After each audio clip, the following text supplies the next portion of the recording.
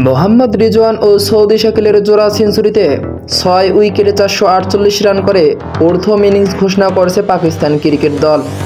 পাকিস্তান দলের হয়ে ২৩৯ বল মোকাবেলা করে ১১টি ৪ আর ৩টা ছক্কার সাহায্যে ১৭১ রানে অনবদ্য ইনিংস খেলেন মোহাম্মদ রিজওয়ান।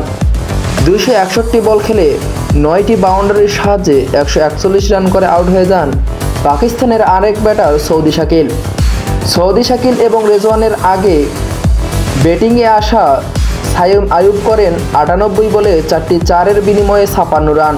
বাংলাদেশ দলের হয়ে ২টি করে উইকেট নেন বাংলাদেশ দলের পেস বোলার শরীফুল ইসলাম ও হাসান মাহমুদ। বুধবার শুরু হওয়া বৃষ্টিবিঘ্নিত টেস্টে টস হেরে প্রথমে ব্যাট করতে নেমে হাসান মাহমুদ ও শরীফুলের গতির মুখে পড়ে পাকিস্তান দল। ১৬ রানে ওপেনার আবদুল্লাহ শফিক, বর্তমান অধিনায়ক শান মাসুম ও পাকিস্তানের সেরা ব্যাটার বাবর আজম আউট হলে কোণঠাসা হয়ে পড়ে পাকিস্তান দল। দলের এমন কঠিন পরিস্থিতিতে হাল ধরেন সায়েম আইয়ুব, সৌদি শাকিল ও মোহাম্মদ রিজওয়ান। তাদের দায়িত্বশীল ব্যাটিংয়ে ২ রান কম ৪৫০ রানের ইনিংস ঘোষণা করে পাকিস্তান দল।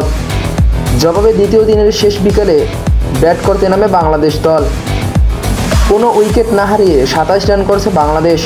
১২ ও ১১ রানে অপরাজিত আছেন দুই ওপেনার সাদমান ইসলাম অনিক ও জাকির হাসান।